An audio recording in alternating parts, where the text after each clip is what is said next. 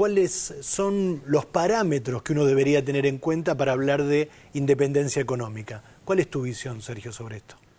Bueno, como en todos los ítems, ¿no? Hubo momentos en los que esa independencia económica llevó a actitudes de gobiernos que se jugaron por eso. Por ejemplo, lo que se conmemora hoy en día como el Día de la Soberanía, ¿no? El 20 de noviembre de 1845, la batalla de la Vuelta de Obligado. Sí.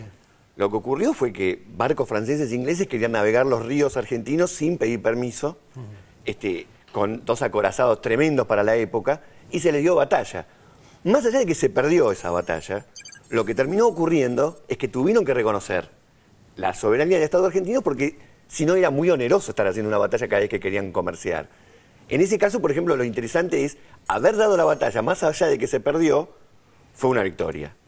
Otro momento en el que hubo una especie de desarrollo o embrión de independencia fue a partir del 30. La crisis del 30 obligó a la Argentina a buscar un modelo, lo que llamó sustitución de importaciones, y en ese proceso se desarrolló gran parte de la industria argentina, o por lo menos fueron los inicios de ese desarrollo. Ahí hubo una crisis externa que no fue tanto una decisión programática, pero en los hechos hubo muchos que dijeron, bueno, es el momento de dejar de ser un país agroexportador y tener un país industrial. Otro momento, sin duda, fue, por ejemplo, en 1954, cuando se decidió pagar la totalidad de la deuda externa.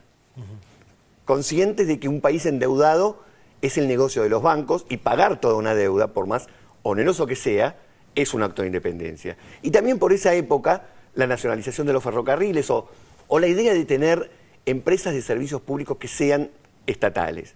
Esos son algunos hitos de independencia económica, siempre teniendo en cuenta ese concepto de qué es independencia, no solamente frente al extranjero, sino incluso acá, entre los argentinos, ser independiente es que esté un poco mejor repartido los beneficios del PBI y la riqueza en general, ¿no? Bueno, vamos a profundizar un poco más en el tema. Adrián tiene un entrevistado muy interesante.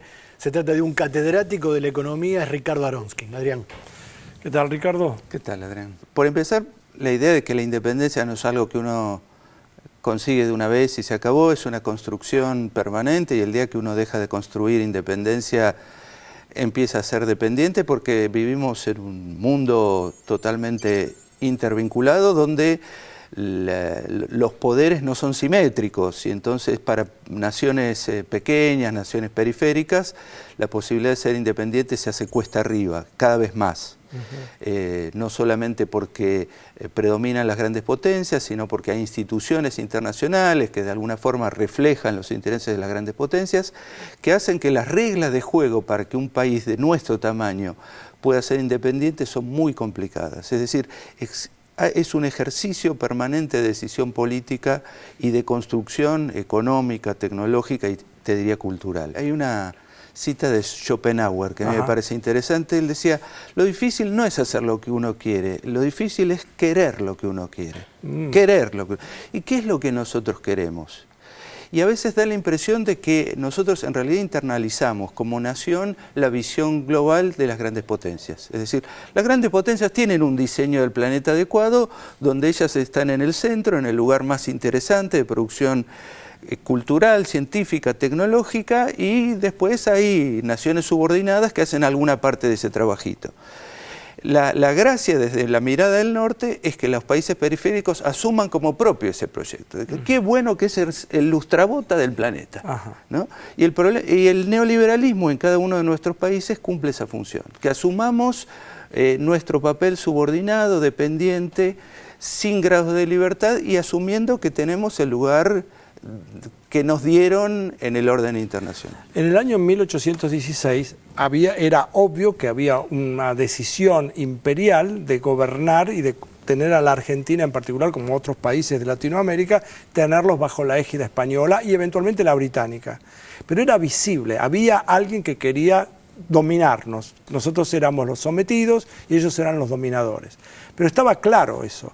Hoy parece como que con respecto a la independencia económica, es como si nos estuvieran vendiendo que a nosotros nos conviene esto, que nosotros tenemos poderes de decisión, que en realidad nosotros somos decididos en alguna parte. No sé si entendés lo que... Entiendo perfectamente. Pero a lo mejor soy yo el Sí. que lo mira así. No, hay un tema que me parece que está detrás de esto que vos planteás y que a la gente a veces le cuesta mucho reconocer, que es que la esfera de la política y la esfera de la economía no están separadas, están profundamente relacionadas. Entonces, hay gente que dice, bueno, ya somos independientes, 200 años de independencia, pero el proceso de relacionarnos en forma dependiente con distintas potencias a lo largo del tiempo, eso no ha concluido.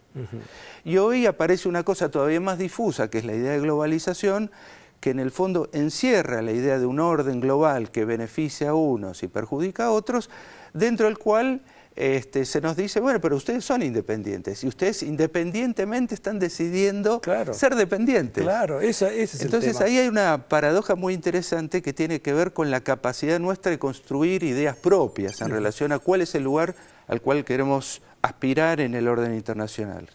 Que lo ideal sería que sea un orden cooperativo global, pero en la medida que es un mundo jerárquicamente organizado, la pregunta es dónde estamos nosotros, dónde está nuestra región. ¿Y dónde está, digamos, en el lugar en este momento, en la construcción de la independencia, con estas idas, venidas, picos y valles? ¿Cómo estamos? Y ahí viene el tema de que es un lugar fundamental para construir nuestra independencia nacional, las ideas.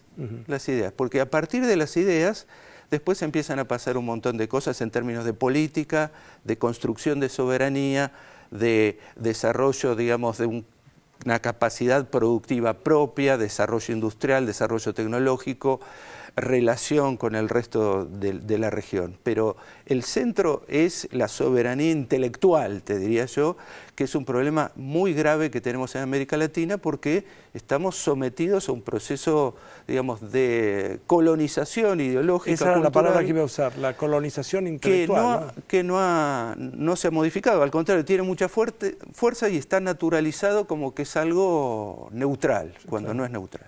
Gracias por venir, Ricardo. No.